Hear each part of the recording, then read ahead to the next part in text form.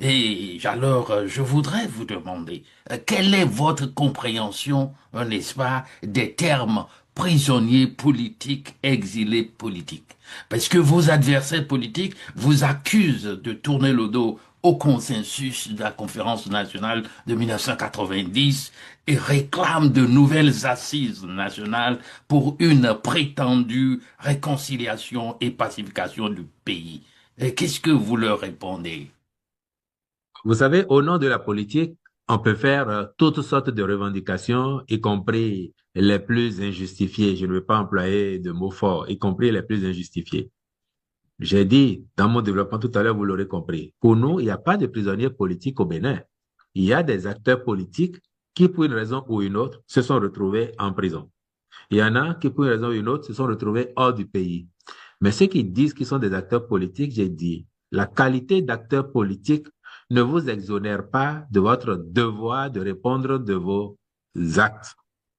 S'il n'y a pas d'infraction politique dans les tests qui régissent la justice au Bénin, il n'y a pas de sanction politique. C'est forcément parce que vous avez commis un acte répréhensible que vous êtes appelé à en répondre. Donc, si vous avez commis un acte, vous acceptez d'en répondre. Vous ne dites pas, parce que je suis politicien, on m'a appliqué un test. On n'a pas inventé les tests à l'occasion de l'infraction que vous avez commise. Regardez, par exemple, parmi nos compatriotes qui sont hors du pays, il y en a un qui était député, il a été ministre sous l'Ancien Régime. Pendant qu'il était ministre, pardon, il a recruté un de ses beaux-frères qui était un charpentier. Il a recruté au ministère où il était dans les fonctions de planton, de Voilà. planton. Chemin faisant, l'intéressé a gagné en grade et puis il est devenu agent de liaison.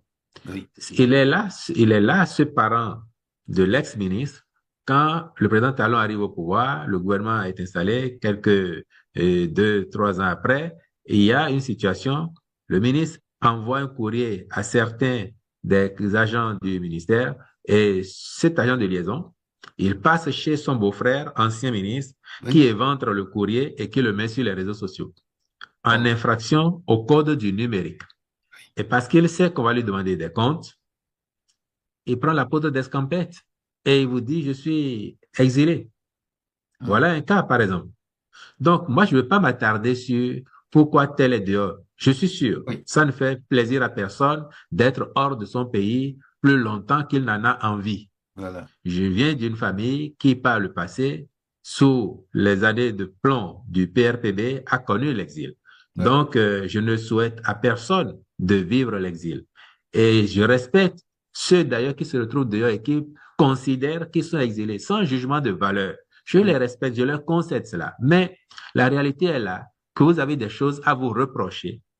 Vous vous mettez à l'abri hors du pays et puis vous dites que vous êtes des exilés. Quand vous êtes au pays et qu'un temps on a réussi à vous prendre pour ce que vous avez fait, vous dites que vous êtes des prisonniers politiques. Mais je vous fais observer, professeur, Oui. que au sein de la mouvance qui soutient le président Talon, il y a eu plusieurs acteurs qui se sont retrouvés en prison après avoir été jugés par la criée, que ce soit des DG ou autres, et plus récemment encore, vous l'avez vu, vous tous, et celui que tout le monde appelait le frère siamois du président, je vais nommer M. Bokor, l'ancien ministre Osvaldo Meki, ils se sont retrouvés en prison pour des faits qui leur ont été reprochés, que la justice a consacrés et qui sont similaires à ce que d'autres ont fait pour se retrouver en prison. Et pourtant, eux vous disent qu'ils sont des prisonniers politiques.